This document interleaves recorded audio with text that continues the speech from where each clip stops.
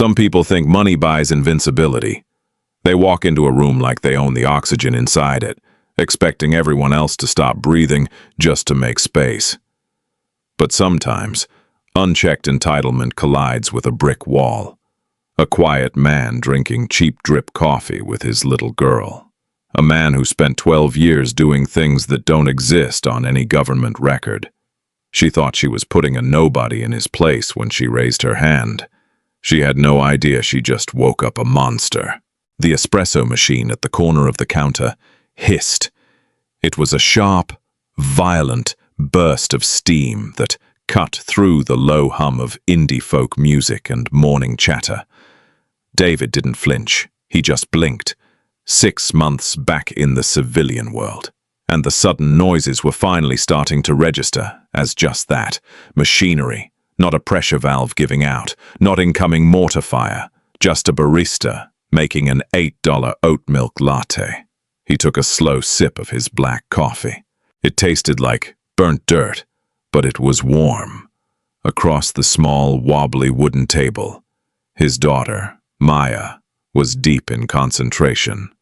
Her tongue poked out from the corner of her mouth as she dragged a blue crayon across a paper placemat. She was 6. She wore a yellow raincoat that was a size too big and a pair of light-up sneakers that flashed every time she kicked the table leg. "Look," she said, tapping the paper. "It's a house, but the roof is a boat."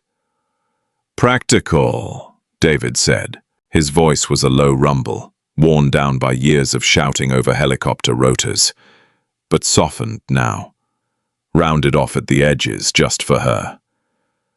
"Good for floods." "Exactly." Maya beamed. David smiled. It didn't quite reach his eyes. It rarely did these days, but it was genuine. He leaned back in his chair. He sat facing the door. He always sat facing the door. It wasn't a conscious choice anymore. It was hardwired into his nervous system. He noted the exits. He noted the 2 college kids by the window, the elderly couple sharing a pastry, the barista nursing a hangover. Threat level 0. Just a rainy Tuesday morning in downtown Chicago. Then the bell above the door chimed, and the atmosphere in the room physically changed. Victoria Hayes didn't enter the cafe. She occupied it. She walked through the glass doors with the frantic, aggressive energy of someone who believed time itself owed her a refund. She was flanked by 2 men in dark, tailored suits who scanned the room with the lazy arrogance of private security who had never been properly tested. Victoria was on her phone. She wore a cream-colored silk trench coat that cost more than David's last car, and a pair of stilettos that clicked against the hardwood floor like rapid gunfire. "I don't care what legal says," she barked into the phone, her voice carrying over the music. She didn't lower her volume. The public space was just an extension of her office. "Gut the pension fund. If they strike, let them starve for a week. Then offer them 80%. Do it." People turned to look. A few scowled. Victoria didn't notice them. To her, they were background noise. NPCs in the video game of her life. David watched her security. The one on the left was tall, heavy, ex-cop, maybe. Moved entirely from the shoulders. The one on the right was younger, wiry, constantly touching his jacket to assure himself his concealed weapon was still there. Amateurs. "Daddy, I need a napkin. The blue broke." David looked down. Maya had pressed too hard, snapping the crayon, and a small smudge of blue wax was on her thumb. "I'll get it," David said, moving to stand. "I can do it!" Maya insisted, already sliding out of the booth. She was in her independent phase. She darted toward the condiment station, her little shoes flashing red and green with every step. "Walk, Maya," David had called out, a gentle warning. He watched her go. He watched Victoria Hayes marching toward the counter from the opposite direction. Her eyes locked onto her phone screen. a storm of corporate rage distracting her from her immediate surroundings. The geometry of the room shifted. David saw the intersecting lines. He saw the blind spot created by the pastry display. He saw his daughter turning the corner with a handful of brown paper napkins. He saw Victoria cutting the same corner too fast, her security a step behind her. David moved. He didn't stand up. He practically glided out of the booth, his center of gravity low, but physics was faster. Maya bumped into Victoria's leg. It wasn't a hard collision, just a clumsy, childish misstep, but it was enough. Victoria, thrown off balance by her heels and her anger, stumbled. Her arm jerked. The phone slipped from her hand, clattering onto the floor, and in her flailing attempt to catch it, she knocked her hip against a small side table, holding a stranger's freshly poured iced Americano. The plastic cup tipped. The lid popped. A dark, icy splash of espresso and milk erupted through the air, landing squarely across the front of Victoria's cream-colored silk coat. The cafe went dead silent. The hissing of the espresso machine stopped. Maya gasped, dropping her napkins, her small hands flying to her mouth. She looked up at the towering woman, her little eyes wide with immediate terror. "I'm sorry," she squeaked. Victoria stood frozen. She looked down at the dark, spreading stain on her coat. Then she looked down at the child. David was already there. He stepped smoothly between his daughter and the woman. He put a large, calloused hand on Maya's shoulder, pulling her gently behind his leg. "Are you okay?" David asked. He wasn't looking at Victoria. He was looking down at his daughter. "I'm sorry," Maya whimpered again, burying her face into his jeans. Victoria finally found her breath. When she inhaled, it sounded like a saw hitting a rusty nail. "Are you okay?" Victoria repeated, her voice trembling with a rage so pure it was almost vibrating. She looked at David, her eyes sweeping over his faded flannel shirt, his scuffed boots, the plain canvas jacket. Are you out of your mind? Look at me." David straightened up. He was not a massive man, but there was a density to him, a quiet solidity. He looked at the coat. "It's a spill. It happens." "It happens!" Victoria shrieked. The phone was forgotten on the floor. Her security guards stepped up, flanking her, puffing out their chests. "This is custom-tailored Valentino. It's a $4,000 coat. Your feral little brat just ruined a $4,000 coat." David's jaw ticked, a microscopic movement. The air around him seemed to drop 10 degrees. "She's 6, David said. His voice was level, no inflection. "She apologized. I'll pay the dry cleaning bill." "Dry cleaning!" Victoria let out a sharp, ugly laugh. "You can't dry clean this. It's ruined. You're going to buy me a new one." She took a step forward, invading his personal space. She smelled like expensive perfume and stale adrenaline. "But looking at you, I doubt you could afford the buttons." "Lady," David said softly, "take a breath. It's just a coat. You're scaring my kid." "I don't give a damn about your kid," Victoria yelled, losing the last shred of her composure. She pointed a manicured finger an inch from David's nose. "You people, you breed, you drag your brats into public spaces, and you expect the rest of us to just navigate your miserable, chaotic little lives. I want your name. I want your insurance. I want your—" "You're done talking now," David interrupted. He didn't raise his voice, but the absolute, crushing authority in those 5 words physically stalled her. It was a command issued by a man who was entirely used to being obeyed in life-or-death situations. Victoria blinked. For a fraction of a second, confusion overrode her anger. No one spoke to her like that. Board members cowered when she raised her voice. Vice presidents resigned rather than face her temper.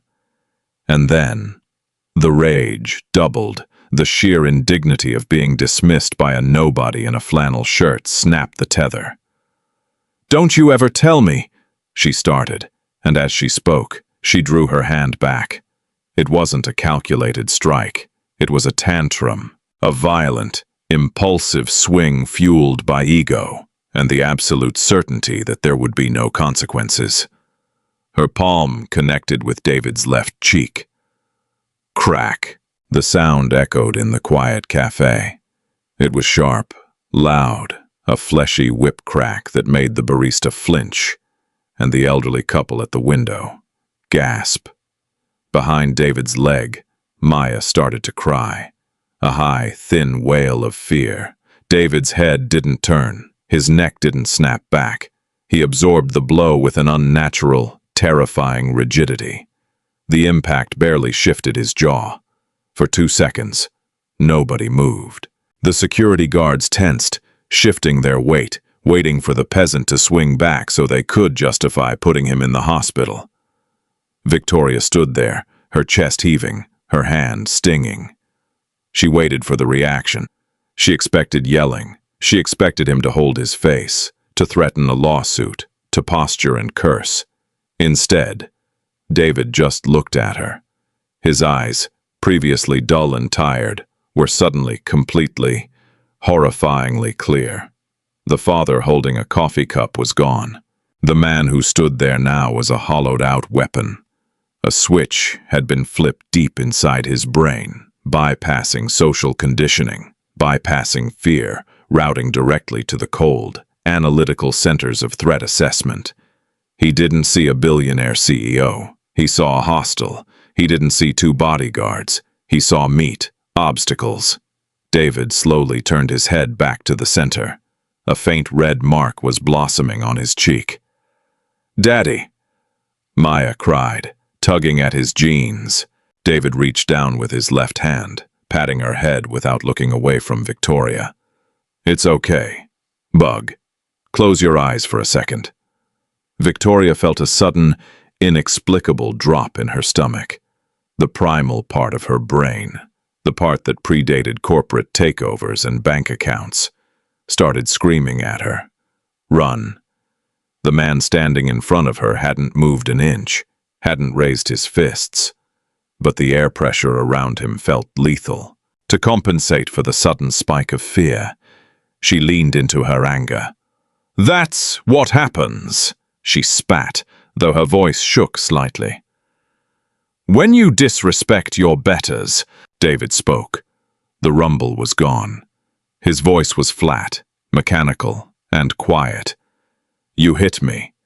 You deserved it," Victoria said. The security guard on the left, the heavy one, stepped forward, sensing his boss was in over her head. He put a meaty hand on David's chest. "All right, buddy. You're going to back up.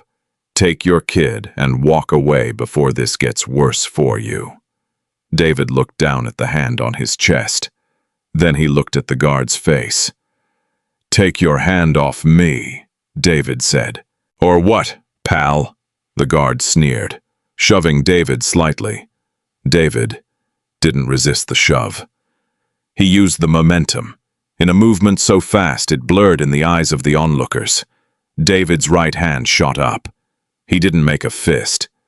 He drove the web of his hand straight into the guard's throat, not hard enough to crush the windpipe, but precise enough to paralyze the gag reflex. At the exact same moment, his left foot swept behind the guard's front ankle. The massive man went down hard, hitting the wooden floor with a sickening thud. He gagged, clutching his throat, his eyes bulging as he fought for a breath that wouldn't come.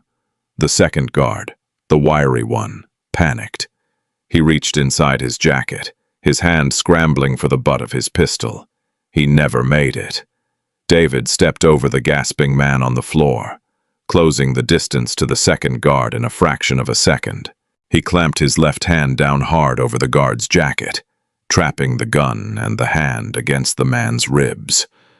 With his right hand, David grabbed the man's lapel, pivoted his hips, and drove his knee upward into the guard's solar plexus, with the force of a battering ram. The air rushed out of the guard's lungs in a violent hiss. His knees buckled. David didn't let him fall. He kept him pinned, leaning in close. "You draw a weapon in a room full of civilians," David whispered into the guard's ear, his tone conversational. "I will break your neck before the gun clears Kydex. Not if you understand." The guard, pale and suffocating, nodded frantically. David released him. The man crumpled to the floor next to his partner, wheezing and clutching his ribs. Total elapsed time. 4 seconds. The cafe was perfectly still. Nobody screamed, nobody ran. They were too shocked. The violence had been executed with such surgical, emotionless efficiency that it didn't look like a bar fight. It looked like a magic trick. David adjusted his flannel shirt. He turned back to Victoria. She was backed up against the pastry counter, her eyes wide, all the color drained from her face. Her $4,000 ruined coat was suddenly the least of her problems. The 2 men she paid an exorbitant salary to protect her were writhing on the floor, neutralized by a man who hadn't even spilled his daughter's milk to do it. David walked toward her. He stopped exactly 2 feet away, just outside of striking distance, but deep within her personal space. "Now," David said, his voice still that flat, terrifying deadpan. "Let's talk about disrespect." Victoria's breath hitched in her chest. She pressed the small of her back against the glass of the pastry case, the cold seeping through her ruined silk coat. Her mind, usually a high-speed processor of angles and leverage, was totally blank. She looked at her guards. Miller, the ex-cop, was finally managing to drag air into his lungs, his face purple. Cole, the younger one, was on his hands and knees, drooling onto the hardwood, unable to straighten up. "What?" Victoria stammered, the word catching in her dry throat. "What are you?" David didn't answer the question. He didn't care about her perception of him. He was systematically securing the environment. He glanced at the barista behind the counter, a kid in his early 20s who looked like he was about to faint. "Don't touch the phone," David told the kid. The barista raised his hands in immediate surrender, backing away from the register.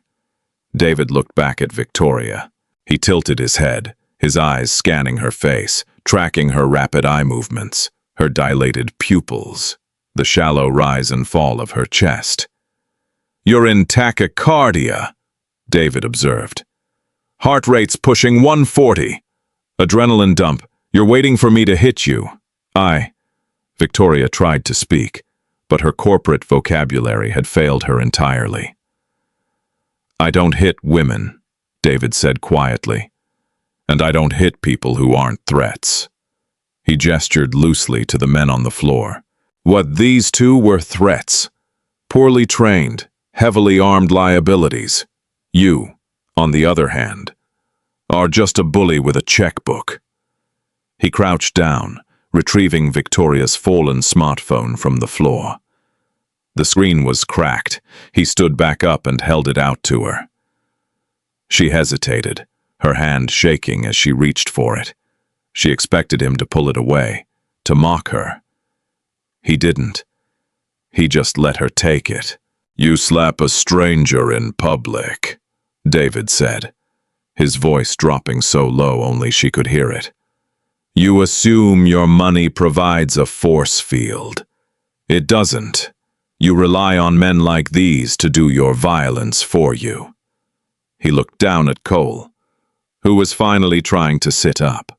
"Your left flank is a joke." He favors his right knee. Old ACL injury, probably. He plants heavy on the left, making him a half-second too slow to pivot. And the one who reached for his gun. He's wearing an off-the-rack shoulder rig under a tailored jacket. It binds across his lats. In a real gunfight, he'd die trying to get his weapon out, And you'd die right behind him." Victoria stared at him, horrified. He wasn't insulting them. He was diagnosing them, stripping them down to their tactical failures with a clinical detachment that chilled her to the bone. "Who are you?" she asked again, her voice barely a whisper. "I'm a father trying to have breakfast with his kid," David said. He finally broke eye contact with her, the intense, predatory focus softening just a fraction. He turned back to the booth. Maya was still standing there, her hands covering her eyes, her little shoulders shaking with silent sobs. David's entire demeanor shifted. The rigid lines of his back relaxed. The lethal tension evaporated, replaced by a profound, weary sadness. He walked over to his daughter and knelt on the sticky floor, right at her eye level. "Hey," he said softly. "Hey, bug, look at me." Maya peeked through her fingers. Her face was red, stained with tears. "Are you hurt?" David asked. She shook her head. "No." "Are you in trouble, Daddy?" "No, sweetie, I'm not in trouble." He pulled a clean napkin from the dispenser and gently wiped a stray drop of milk from her chin. "I'm sorry you had to see that. It was loud, wasn't it?" She nodded, sniffing. "Come here." He pulled her into a tight hug, burying his face in her messy hair. He closed his eyes, inhaling the scent of baby shampoo and crayons. It was his anchor, the only thing that kept him tethered to the ground when the ghosts of Kandahar and Baghdad started crowding the room. He stood up, lifting Maya with him, settling her onto his hip. She wrapped her small arms around his neck, burying her face in his shoulder. David turned to the barista. He pulled a worn leather wallet from his back pocket, extracted a $20 bill, and laid it on the counter. "Keep the change," David said. "Sorry for the mess." He didn't look at Victoria again. He didn't look at the guards scrambling to their feet, humiliated and bruised. He didn't offer a final, cinematic one-liner. He just adjusted his grip on his daughter, turned toward the door, and walked out into the Chicago rain. The bell above the door chimed cheerfully as it closed behind him, inside the cafe.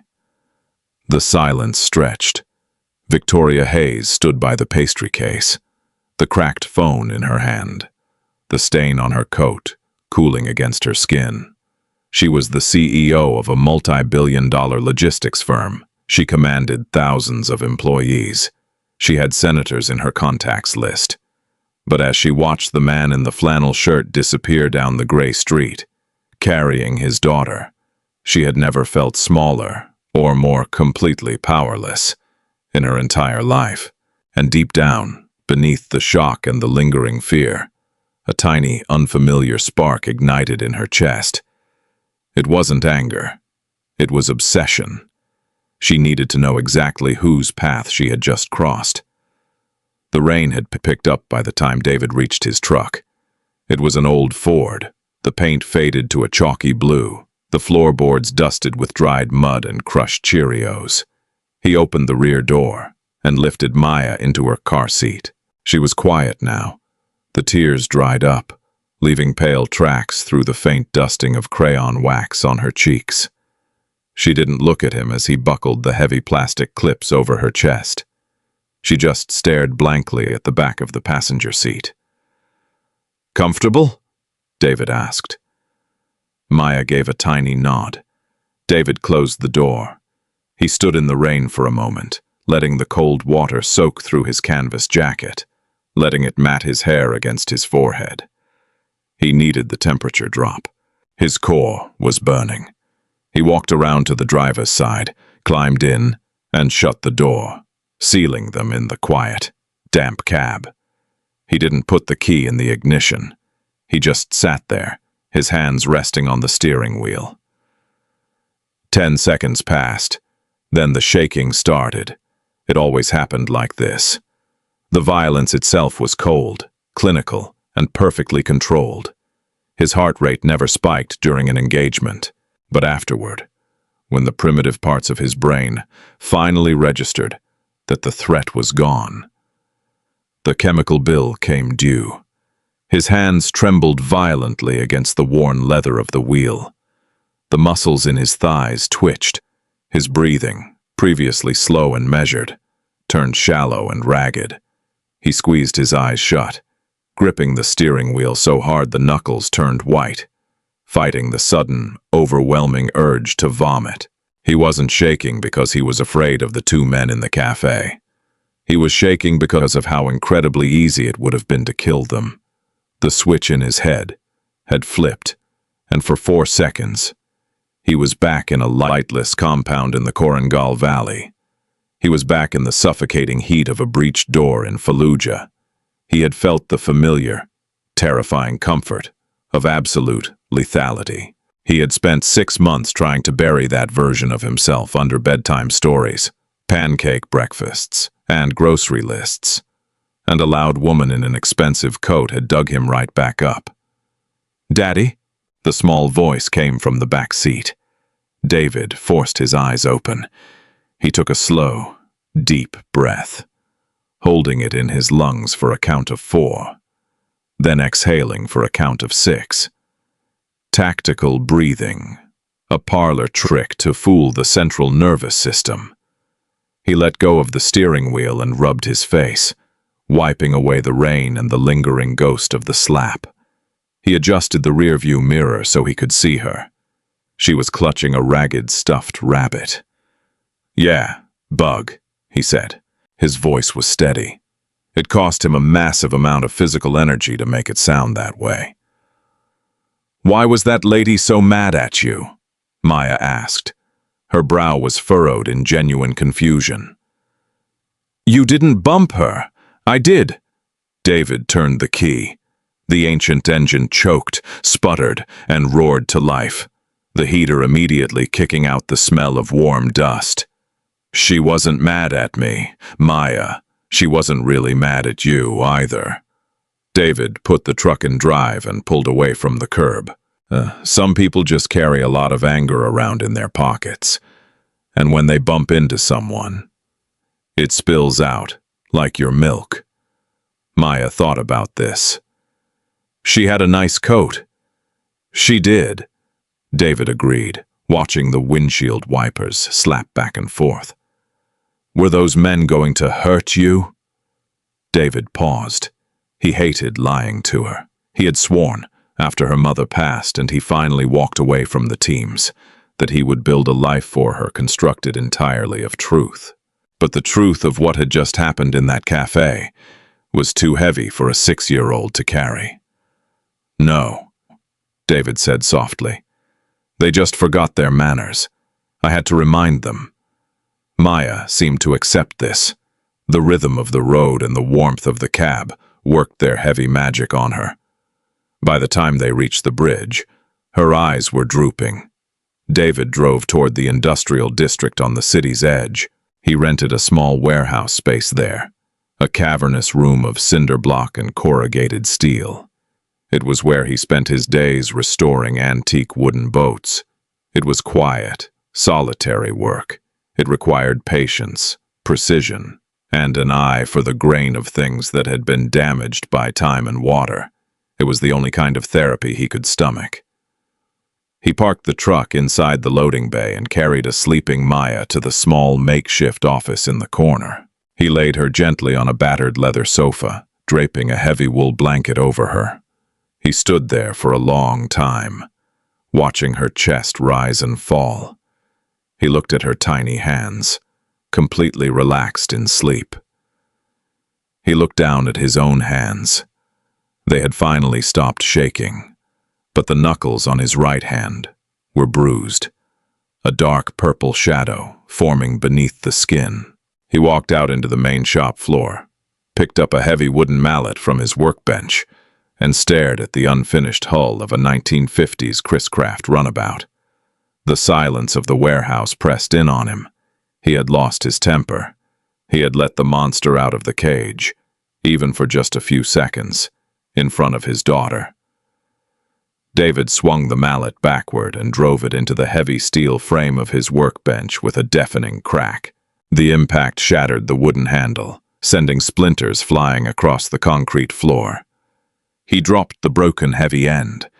He stood in the quiet dust, breathing hard, entirely alone, 50 floors above the rain-slick streets. The air in Victoria Hayes's office was climate-controlled, triple-filtered, and perfectly still. The room was a monument to modern corporate warfare. Floor-to-ceiling glass offered a panoramic view of the Chicago skyline, rendering the people on the sidewalks into meaningless, crawling pixels. The furniture was all sharp angles, cold steel, and black leather. There was not a single personal item in the room. No photos, no art, just the architecture of power. Victoria stood by the glass, holding a tumbler of sparkling water. The ice clinked softly against the crystal as her hand trembled. She took a sip. The water tasted like ash.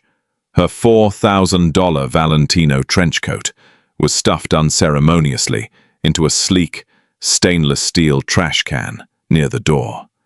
It looked like a dead animal. Her cheek still carried a faint flush of adrenaline, and a dull ache throbbed at the base of her skull. The heavy oak door to her office clicked open. Thomas stepped in. He was a man in his late 50s, wearing a charcoal suit that was expensive but unassuming. Thomas wasn't a glorified bouncer like the two idiots Victoria had left nursing their ribs at the local precinct. Thomas was her director of global security. He was a former intelligence officer who specialized in making corporate problems disappear before they ever reached the boardroom. He closed the door softly behind him. He carried a slim tablet. "I handled the police," Thomas said. His voice was smooth, devoid of judgment. "Cole has 3 broken ribs and a bruised sternum. Miller has a hairline fracture in his larynx. The cafe owner accepted $20,000 to permanently delete their local server backup and report a sudden failure of their CCTV cameras to the responding officers." Victoria didn't turn around. "Good. Fire Miller and Cole. Severance contingent on strict NDAs. If they breathe a word about getting dismantled by a lumberjack, I'll bury them in litigation until they die of old age." "Already done," Thomas said.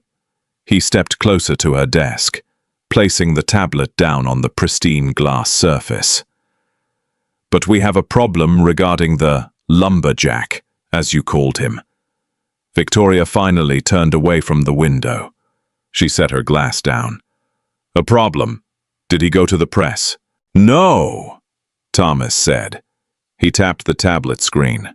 A paused, grainy image from a street traffic camera appeared. It showed David walking down the sidewalk in the rain, carrying Maya. The angle was poor, partially obscured by an awning, but it clearly showed his profile. "The problem is, he doesn't exist."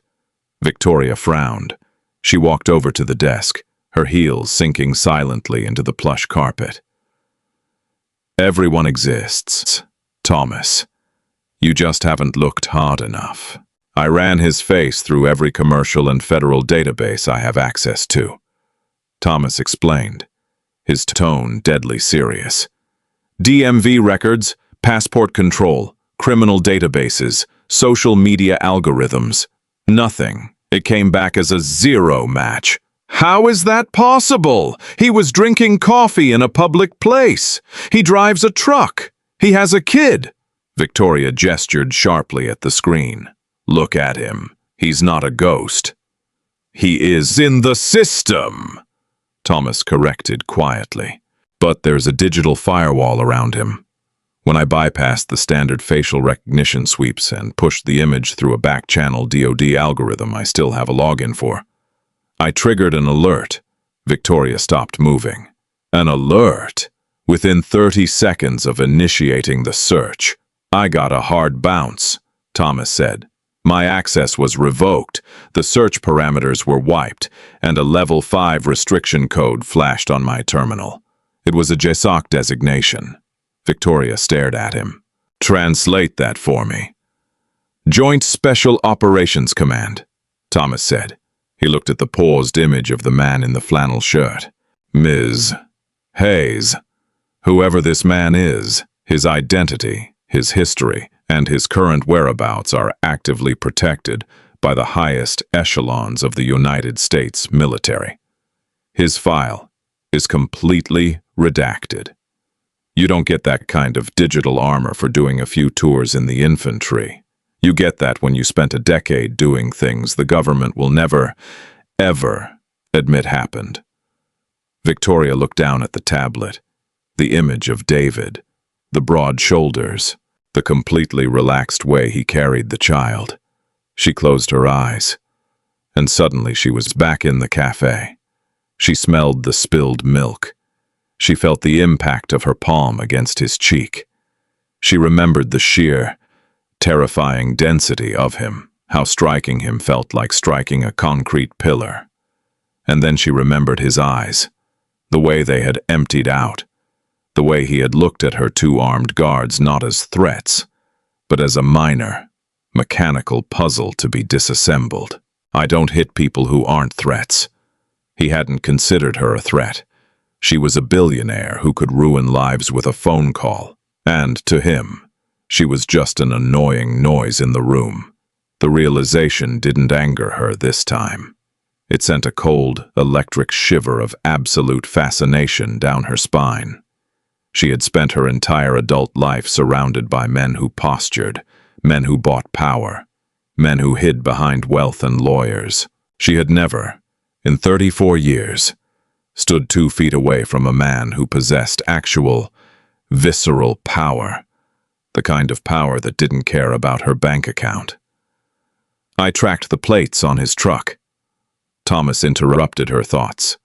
It took a few hours of manual cross-referencing toll booth cameras. The truck is registered to an LLC. The LLC leases a commercial warehouse space in the Lower West Side. Thomas slid a small slip of paper across the glass desk. An address. "Leave it alone. Victoria." Thomas warned softly. It was the first time he had used her first name in 3 years. "Whatever ego brews you're nursing, let it go. Men like that, they don't play the same game we do. If you push him, I cannot protect you." Victoria picked up the slip of paper. The thick cardstock felt heavy in her fingers. "Cancel my afternoon meetings," Victoria said. Her voice was quiet, lacking its usual aggressive edge. "Have my car brought around. Just the driver. No security." "Victoria, I'm not going to fight him, Thomas," she said, looking at the address. A strange, tight smile played at the corner of her mouth. "I just want to talk to a ghost." The air inside the warehouse smelled heavily of sawdust, boiled linseed oil, and old metal. It was a warm, organic scent that stood in stark contrast to the sterile, ozone-tinged air of Victoria's corporate tower. She stood just inside the massive rolling steel door, letting her eyes adjust to the dim light. Dust motes danced lazily in the shafts of gray afternoon sunlight filtering through high, grime-caked windows. She was severely overdressed. She had traded the ruined Valentino for a sleek, black Alexander McQueen tailored suit. But in the middle of a boat restoration shop, she still looked like an alien who had taken a wrong turn at a fashion show. She heard the rhythmic, scraping sound of sandpaper on wood before she saw him. David was at the far end of the shop, standing beside the massive, overturned wooden hull of a classic boat. He was wearing a faded gray t-shirt and work jeans dusted with pale wood shavings. He was hand-sanding the curving mahogany frame. His movements were slow, deliberate, and entirely focused. Victoria took a breath, steeling herself, and began the long walk across the concrete floor. Her heels clicked loudly, echoing in the cavernous space. It was a sound designed to announce her arrival, to command attention. David didn't look up. He didn't break his rhythm. Scrape, scrape, scrape. She stopped 10 feet away from him. The silence stretched, filled only by the sound of the sandpaper. The absolute lack of acknowledgement was infuriating. She was used to people jumping to their feet when she entered a room. "I'm surprised you don't have better security," Victoria finally said, her voice echoing slightly. "Given your background." David blew a layer of fine dust off the wood. He ran a bare hand over the sanded curve, checking for imperfections. He didn't look at her. "I don't need security," David said. His voice was low, carrying effortlessly across the space. "And the door was open. You know who I am," Victoria said. It wasn't a question. David finally stopped sanding. He turned slowly, leaning his hip against the hull of the boat, the block of sandpaper resting loosely in his hand. He looked at her. Really looked at her. Victoria felt the sudden, irrational urge to check her posture. Standing in front of him, stripped of her office, her guards, and her home field advantage. She felt dangerously exposed.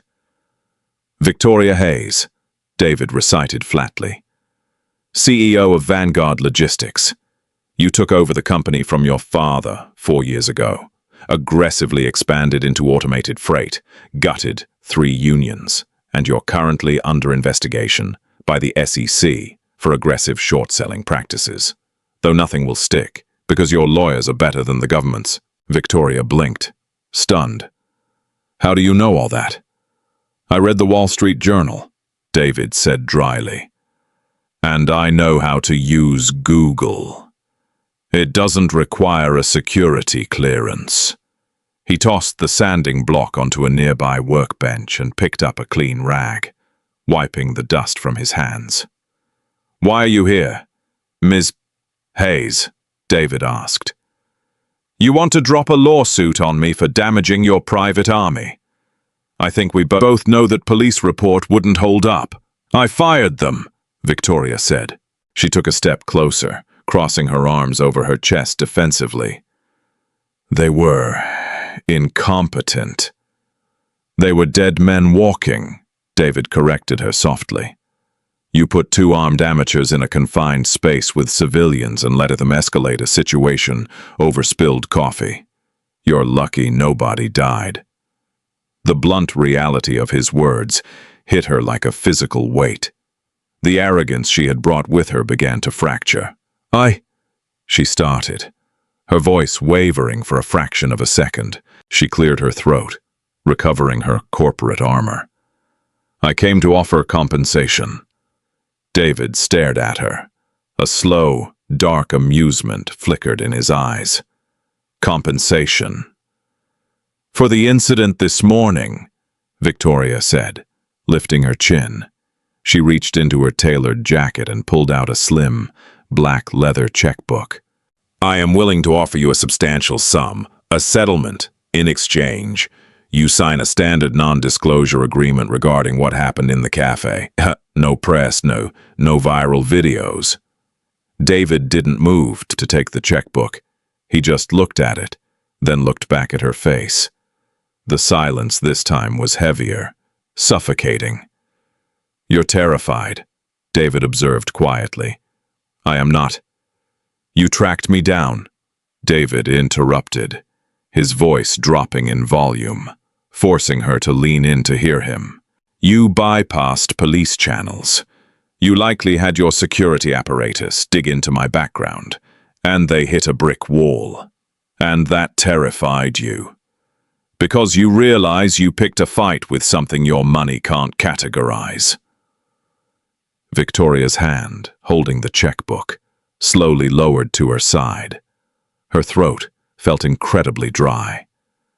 "You're standing in my shop," David continued, taking one slow step toward her, "offering me money I don't want, for a secret I don't care about keeping, trying to buy back the control you lost the second you raised your hand to me." He stopped just out of arm's reach.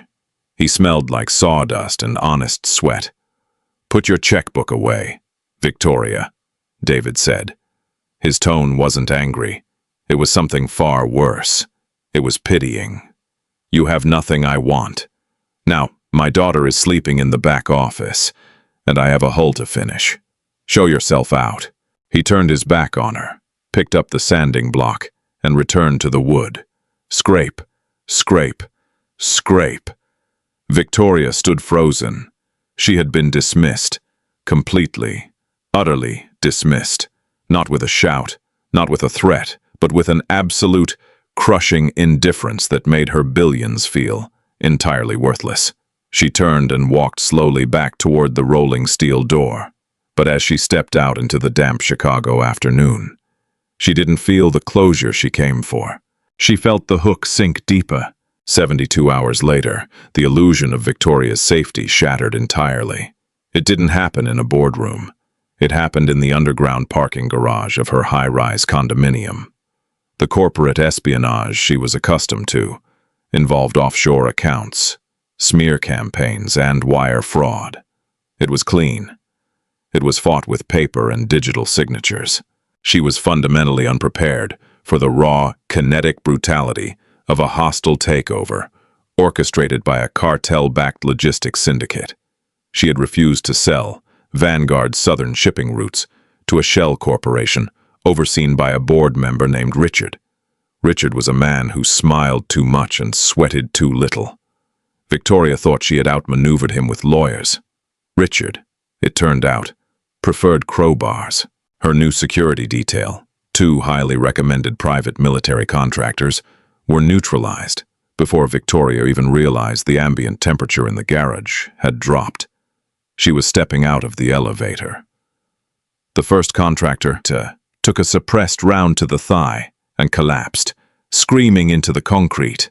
The second managed to draw his weapon before a black SUV accelerated from the shadows, pinning him brutally against a concrete pillar. The crunch of metal and bone echoed off the low ceiling. 4 men stepped out of the SUV.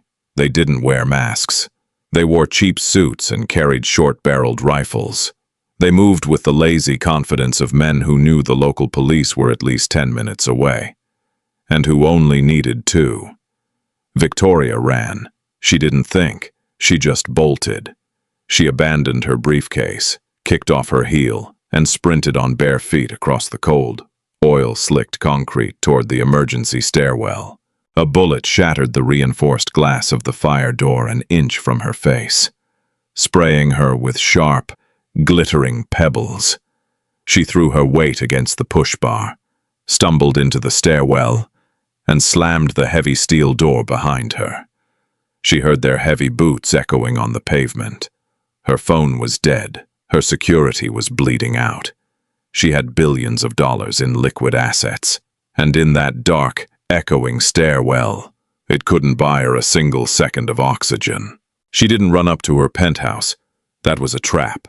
She ran down, 4 flights to the sub-basement maintenance exit that led to the service alley. She tore through the alley, the cold pavement ripping at the soles of her feet, rain immediately soaking her silk blouse. She flagged down a passing yellow cab on the main avenue, throwing herself into the back seat before the driver even fully stopped. "Drive," she gasped, her lungs burning, her hands shaking violently. The driver looked at her in the rearview mirror, a barefoot woman in ruined clothes with a terrified look in her eyes. He hit the gas. "Where to, lady?" Victoria opened her mouth. She thought of the police. She thought of Thomas. She thought of her lawyers.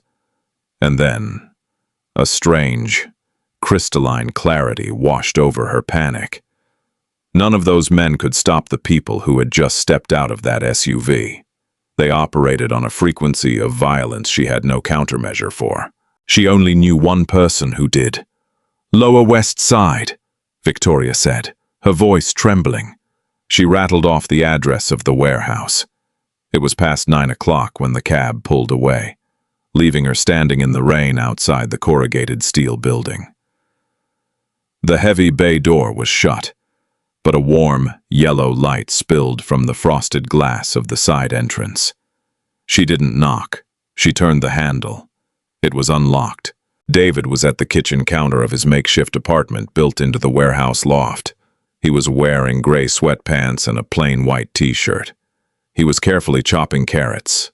Maya sat on a tall stool next to him, wearing oversized pajamas, drawing on a tablet. They both looked up when the door slammed shut. Victoria stood at the bottom of the metal stairs. She was drenched. Her feet were bleeding, leaving small, red smudges on the concrete.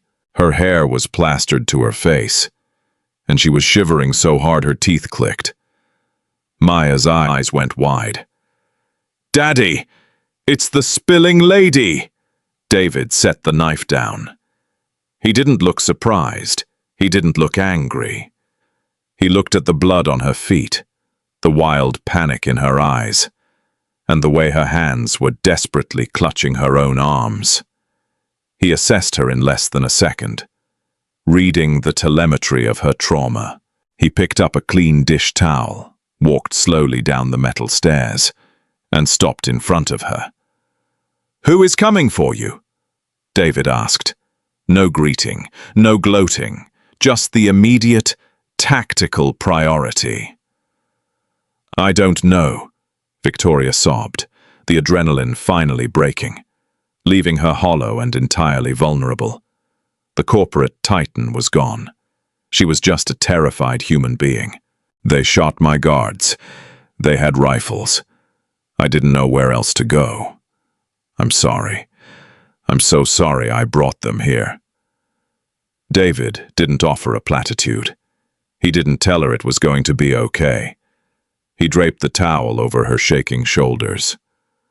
"Go up the stairs," David said. His voice was a calm, heavy anchor in the center of her storm. "Take off the wet clothes. Put on the gray hoodie on the back of the door. Stay away from the windows." He turned away from her and walked up the stairs to his daughter. He lifted Maya off the stool. "Bug," David said, his voice entirely soft. "I need you to go into the tool room. Remember the game we play? The quiet game in the dark." Maya nodded, her little face serious. She knew the drill. It was a drill born of a father's paranoia, but right now it was keeping her alive. "Do I lock the heavy door?" "Yes," David said, kissing her forehead. "Lock the heavy door. Put on your headphones. Watch your cartoons. Do not come out until I knock 3 times. Pause, and knock twice. Understand? 3. Pause. 2. Maya repeated. She hopped down and scrambled toward the reinforced steel door at the back of the loft. The heavy deadbolts clacked into place. Victoria stood near the kitchen island, clutching the towel. She watched David move. The casual, tired father vanished. The man who replaced him was terrifying in his efficiency. He didn't grab a phone to call 911. He walked to a heavy steel locker against the far wall. He punched a 4-digit code into the biometric lock. The door swung open. Inside wasn't a collection of antique tools. It was a matte black, heavily modified, short-barreled AR-15, a suppressed 9mm handgun, and a tactical plate carrier. He didn't put the vest on. It was too bulky for the enclosed space. He racked the slide on the handgun, the metallic clack sounding absurdly loud in the quiet loft, and slid it into the waistband at the small of his back. He grabbed a heavy steel flashlight and killed the main breaker switch on the wall. The warehouse plunged into absolute, pitch-black darkness. "Let's sit on the floor." David's voice came from the blackness, remarkably close to her. "Put your back against the refrigerator. Do not make a sound." Victoria slid down the cold steel of the appliance. Her knees pulled to her chest. She couldn't see anything. The silence was agonizing. Then, she heard it. The squeal of tires outside. The heavy crunch of gravel. Doors slamming. They had found her. There were 4 of them. They breached the side door with a heavy ram, shattering the frame and sending wood splinters flying across the concrete. Flashlight beams instantly sliced through the dusty darkness of the warehouse, cutting chaotic arcs over the skeletons of wooden boats and heavy machinery. "Spread out," a rough voice ordered. "Check the loft. Check the hulls." From her position behind the kitchen island in the loft, Victoria squeezed her eyes shut. Her heart hammered against her ribs like a trapped bird. She clamped a hand over her own mouth to stifle the sound of her ragged breathing. She waited for the deafening crack of gunfire. She waited for David to yell. Instead, there was only a soft, metallic clink from the far corner of the warehouse floor. One of the flashlight beams snapped toward the sound. "Over there, by the bandsaw." 2 men moved down the central aisle, their boots crunching softly on the sawdust-covered floor. Their flashlights painted the massive, overturned hull of the Chris-craft. The violence, when it started, was completely silent. David didn't use the gun. Gunfire was loud. It drew attention. It panicked the other targets. He used the environment. The man on the left stepped past a towering stack of raw mahogany planks. He never saw the shadow detach itself from the darkness. David moved with terrifying fluidity. He trapped the man's rifle against his chest with his left hand, simultaneously driving the heavy steel flashlight in his right hand directly into the man's temple. The man's nervous system instantly shut down. He crumpled without a sound, his finger slipping harmlessly off the trigger guard. David caught his dead weight, lowering him silently to the sawdust floor. The second man, 10 feet away, noticed the absence of his partner's flashlight beam. "Marcus," he whispered, panning his light back. The beam hit empty space. Before the man could shout, David closed the gap. He didn't strike. He grabbed the barrel of the rifle, redirecting it violently toward the ceiling, and stepped into the man's center of gravity. A sharp twist of his hips, a brutal strike to the tracheal cartilage, and the second man was down, gagging silently on the floor, fighting for air that wouldn't come. David stripped the man of his spare magazines and faded back into the blackness. 2 down, 2 to go. Up in the loft, the leader of the squad was sweeping the kitchen area. His flashlight beam passed inches over Victoria's head as she cowered behind the counter. "I don't like this," the 4th man said, his voice tight with rising panic. He was standing near the bottom of the metal stairs. "Marcus and Leo aren't answering comms." The leader paused, his rifle raised. He tapped the earpiece in his ear. Static. He realized, with a sudden, chilling clarity, that they hadn't walked into a hiding spot. They had walked into a kill house. "Fall back to the truck," the leader barked. "We're leaving." He turned toward the stairs. "No!" A voice echoed from the cavernous darkness below. It wasn't a shout. It was a flat, conversational statement that seemed to come from everywhere at once. "You're not." The man at the bottom of the stairs panicked. He raised his rifle blindly into the dark and squeezed the trigger. A deafening burst of automatic fire shattered the quiet. The muzzle flash strobing blindingly, illuminating the dust in the air. Bullets tore into the wooden hull of a nearby boat, shredding the antique mahogany. The muzzle flash gave away his exact position. Before the man could adjust his aim, a single, suppressed phut sounded from the shadows. The man at the bottom of the stairs dropped his rifle, clutching his right kneecap with a ragged scream. He collapsed, writhing on the concrete floor. The leader in the loft froze. He was a professional, but he was accustomed to intimidating civilians and executing soft targets. He was not equipped to hunt a ghost in the dark. He raised his rifle, aiming it squarely down the stairwell. "Show yourself," he yelled, his voice cracking slightly. He backed up, slowly, methodically, trying to keep his back to the wall. He bumped into the kitchen island. Victoria held her breath. The man was 2 feet away from her. She could smell the gunpowder and the cheap cologne on him. If he looked over the counter, she was dead. The man kept his eyes locked on the dark stairs. He reached down to his belt to grab a fresh magazine. David didn't come up the stairs. He had climbed the exterior steel framework of the loft in absolute silence.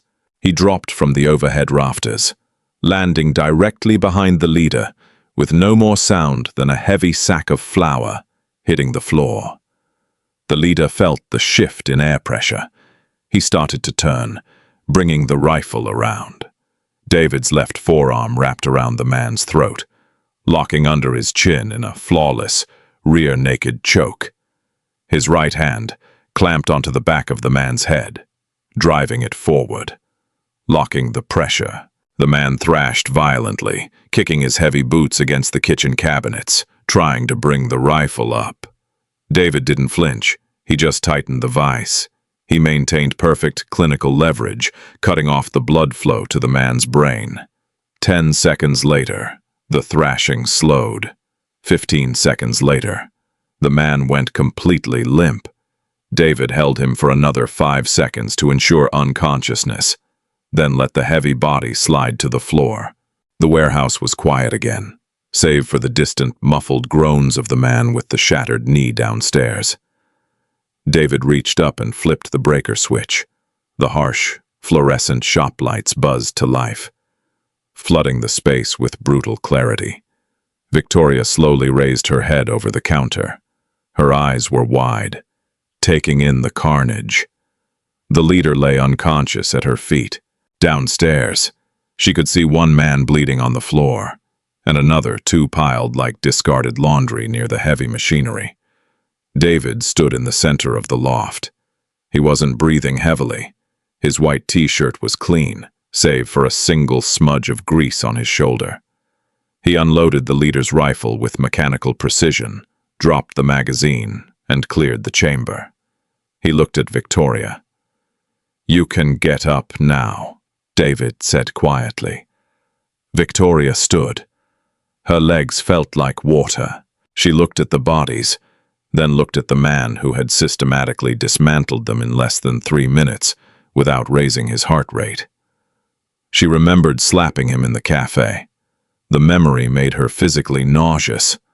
She hadn't slapped a man. She had slapped a dormant landmine, and by some miracle of his own restraint, he hadn't detonated. "Who sent them?" David asked, stepping over the unconscious leader. "Richard," Victoria managed to croak. "A board member. I wouldn't sell." David nodded slowly. He pulled a zip tie from his pocket and efficiently bound the leader's wrists behind his back. "Make the call," David said. "To the police." "No." David looked up at her, his eyes cold and pragmatic. "The police will ask questions you don't want to answer. They'll ask questions I can't answer. Call your fixer, the man who cleaned up the mess at the cafe. Tell him to bring a very large van." Victoria scrambled for the landline on the desk, dialing Thomas's direct number from memory. While she spoke, her voice shaking, David walked to the heavy steel door of the tool room. He knocked 3 times, paused, and knocked twice. A moment later, the deadbolt slid back. The heavy door swung open. Maya peeked out. She still had her bright pink headphones over her ears. She looked at David, then looked past him at the men on the floor. David immediately knelt, blocking her line of sight, taking her small face in his hands.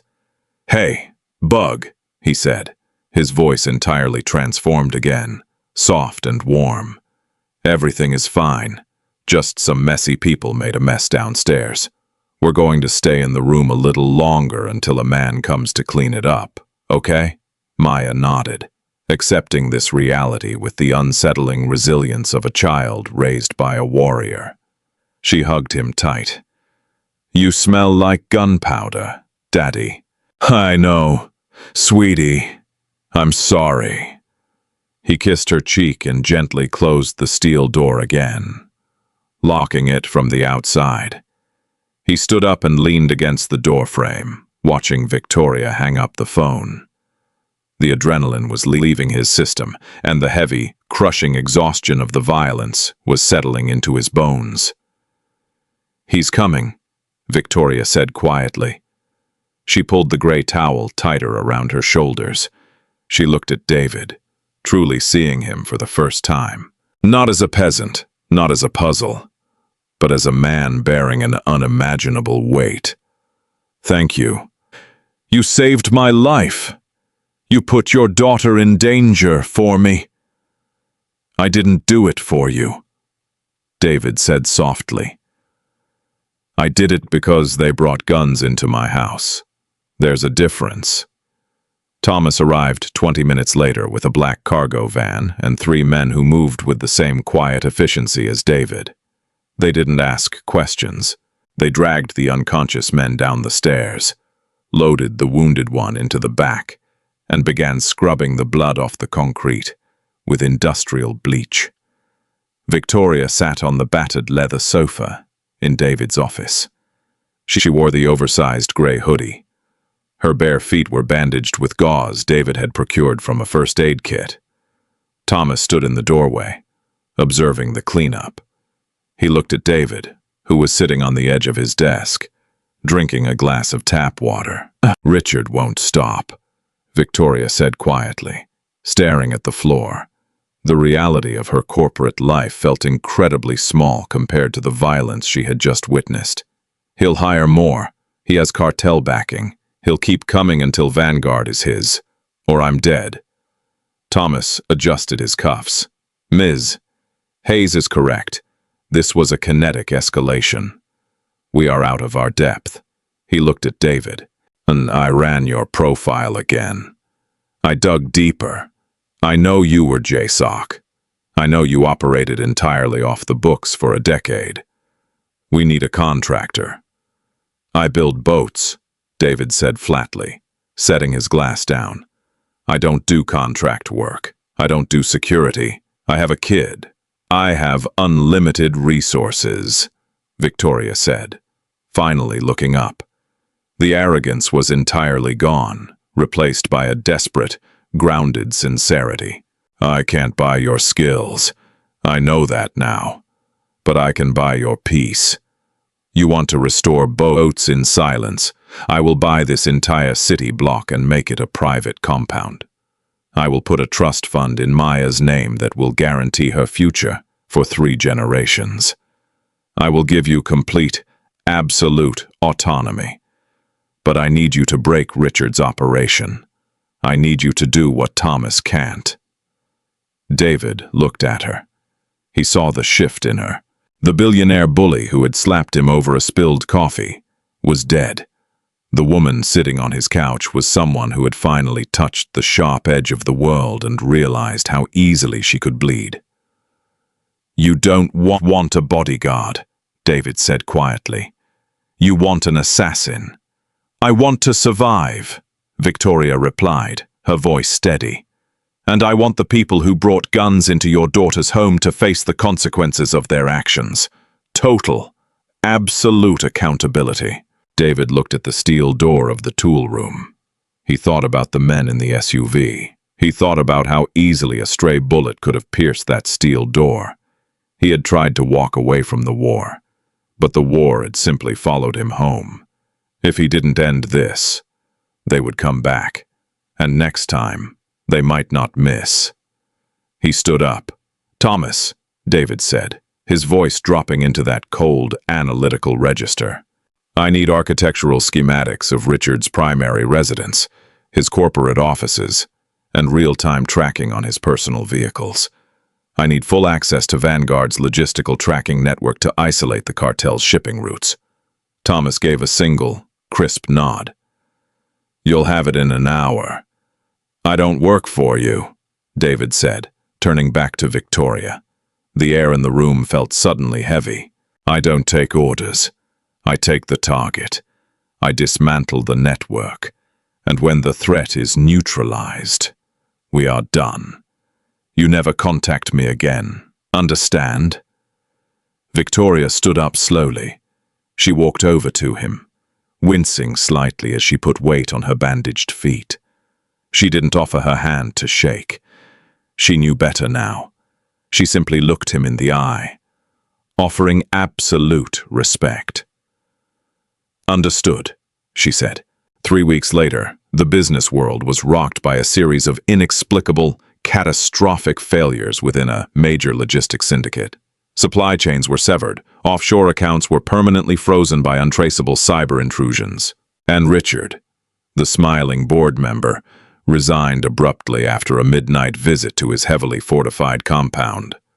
A visit where his personal security detail was systematically disarmed and bound without a single shot fired. And Richard was left with a very clear, terrifying understanding of his own mortality. The cartel cut their ties. The hostile takeover dissolved. Victoria retained vanguard. She changed the way she ran it. The screaming stopped. The aggressive union-busting ceased. She had learned the difference between artificial corporate power and real, undeniable strength, and it humbled her. She never saw David again, but on a Tuesday morning, exactly 1 month after the incident, David walked into the warehouse, holding Maya's hand. Parked inside the loading bay was a brand new, fully restored, 1960s classic wooden runabout. It was immaculate. Sitting on the leather seat was a manila envelope. Inside the envelope was the deed to the entire warehouse block, fully paid, registered to an anonymous trust, and a single, handwritten note on heavy cardstock for the spilled milk. V. David read the note. He looked at the boat, then looked down at Maya, who was already trying to climb into the driver's seat. He smiled, a real, genuine smile that finally reached his eyes. The switch was turned off. The ghosts were quiet. The perimeter was secure. He lifted his daughter into the boat, picked up his sanding block, and went back to work. If you felt the adrenaline of this story, hit that like button to support the channel. David's journey proves that real power isn't in a bank account or a loud voice. It's in the quiet strength of a protector doing what's right. What did you think of Victoria's transformation from corporate bully to humbled survivor? Drop a comment below and let me know your favorite tactical moment. Don't forget to subscribe and ring the notification bell so you never miss out on our next high-stakes, dramatic storytelling script. Share this video with someone who loves a story of hard karma.